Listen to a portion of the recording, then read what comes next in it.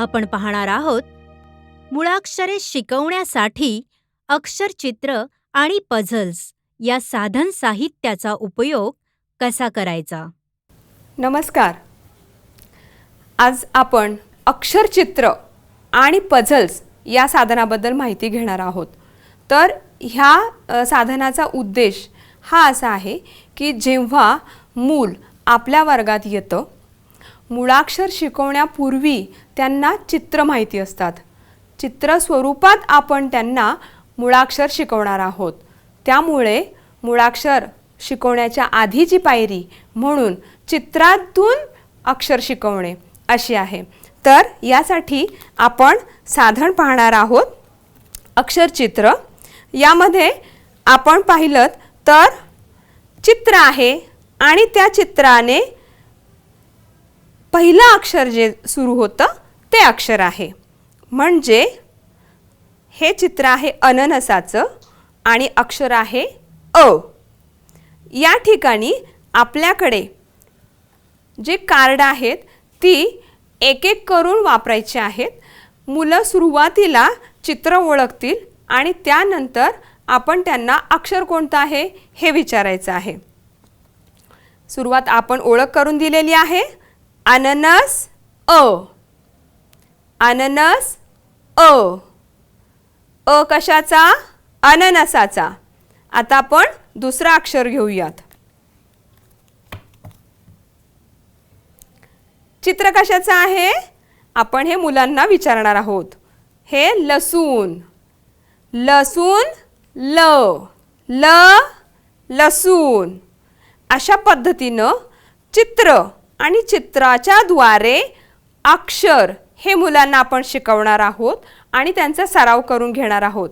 यासाठी आपण पहिल्या दिवशी जी अक्षरं शिकवलेली आहेत ती आपण मुलांच्या समोर ठेवणार आहोत आणि त्यांना सांगणार आहोत की चला शिकवलेलं अक्षर आहे आता सराव करून घ्यायचा आहे. अननसाचा अ दाखवा बरं.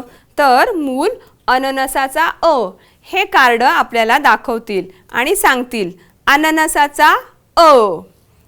दुसऱ्या मुलाला आपण ही संधी देऊयात की दाखव बरं ल लसूण कोणाकडे आलेलं आहे. तर ज्याकडे हे लसूणचं कार्ड आलेलं आहे लसूण ल, ल लसूण, ते आपल्याला दाखवेल आणि उच्चार करून सांगणार आहे. अशा पद्धतीनं त्या दिवसाचं अक्षर आणि त्याच्या आधीची सगळी अक्षरं ही आपण मुलांकडून चित्र आणि अक्षर अशा स्वरूपामध्ये सराव करून घेणार आहोत, म्हणून घेणार आहोत. अशा प्रकारे हे सुरुवातीचं अक्षर चित्र हे साधन वापरून पाहायचं आहे. आता याच संदर्भातलं अजून एक सरावासाठी म्हणून आणि खेळाद्वारे, कारण मुलांच्या बरोबर खेळा स्वरूपात जर घेतलं तर मुलांना खूप मजा येते, लक्षात राहतं आणि एकत्रितरित्या ही कृती होते. त्यामुळे आपल्याकडे जे दुसरं साधन आहे ते आहे पझल्स. पझल्सला जर पाहिलं आपण हे कट केलेलं आहे. यामध्ये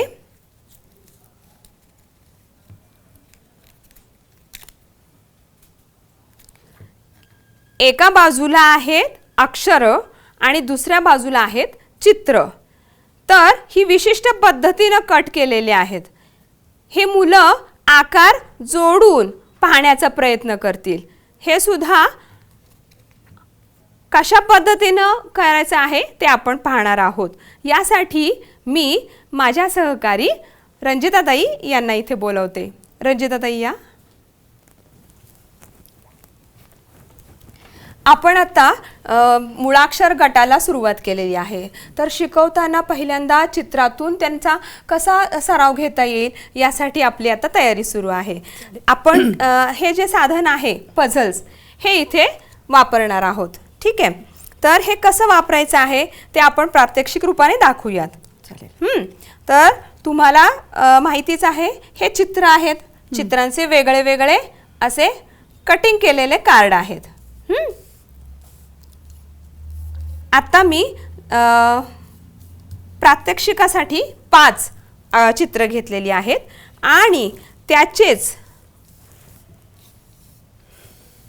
जोडीचे ही अक्षरं घेतलेली आहेत. आता आपल्याला हा खेळ मुलांबरोबर घ्यायचा आहे.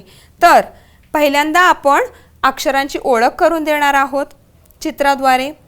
नळाचा न कुठे आहे तर हा. ही मुलं अशा पद्धतीनं जोडी लावून दाखवतील. पहिल्यांदा आपल्याला ते मुलांना करून दाखवायचे आहेत. ठीक आहे, ही जोडी झाली का हो? आकार जमला का? जमला. हां, न नळ, नळाचा न. हां, चला आता आपण बघूयात बरं. ही पुढे मागे ठेवलेली आहेत. जोडून दाखवा बरं, कशा पद्धतीनं आपण हे मुलांकडून करून घेणार. बर.